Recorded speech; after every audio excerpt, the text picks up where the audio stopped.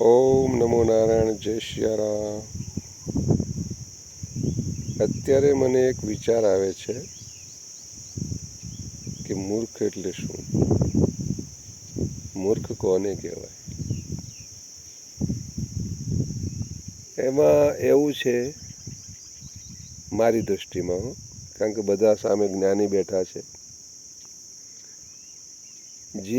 જ્યારે જે વસ્તુ, જે વિષય ચાલતો હોય એના અનુસંધાનમાં વાતો જે કરે અથવા એનો અભિપ્રાય આપે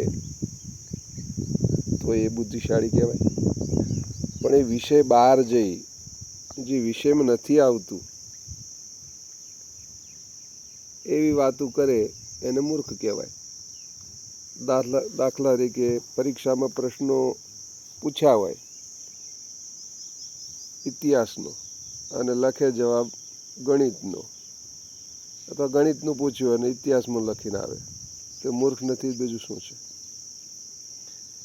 એટલે મારે આવી રીતે ઘણી વખત હું વિડીયો કેટલાક મૂકતો હોઉં છું, તો વિડીયોમાં કેટલાક મૂર્ખો મને દેખાઈ આવે છે જોવાવાળા. ના જોવો તો મને કોઈ પ્રશ્ન નથી ભાઈ, હું તો મારી મોજનો માલિક છું.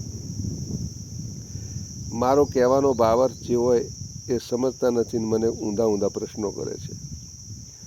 દાખલા તરીકે એક દાખલો આપું, આમ તો ઘણા બધા દાખલા છે પણ એક દાખલો આપું. દશરથ બાપુનો મેં વિડીયો મૂક્યો તો ઘણા મૂર્ખ લોકોએ મને પૂછ્યું, આ બાપુ તો આમ છે ને આ બાપુ તો મહાન છે ને. ભાઈ મહાન હોય કે મોટા ભગવાન હોય, મારે એના હારે લેવા દેવા જ નથી.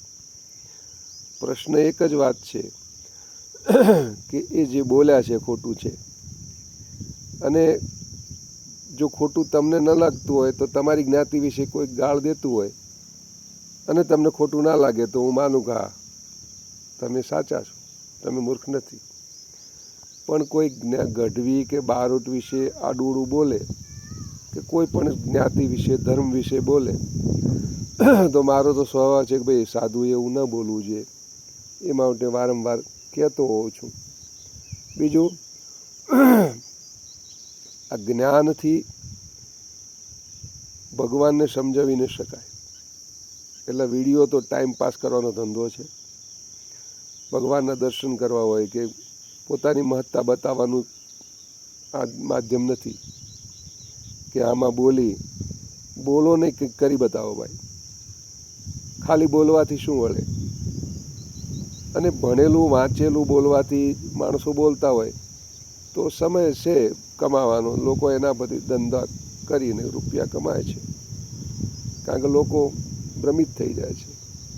અમારે જેવા સાધુઓ, અમને કંઈ બીજું આવડતું હોય કે ના આવડતું તો રૂબરૂ આવવું પડે, કારણ કે અહીંયા જ્ઞાન કોને હાલવાનું? સમજવાવાળા જ ના હોય એને જ્ઞાન ક્યાં આપવું? અને જે સમજવાળા છે બિચારા દૂર બેઠા છે, સાંભળે છે, અભિપ્રાય પણ સારો આપે છે અને સમજી શકે છે મને. પણ જે બીજી પીડાથી પીડાતા માણસો હોય ને એ બીજા પ્રશ્નો કરતા હોય છે, કારણ કે મૂર્ખ છે, એમને સમજણ નથી.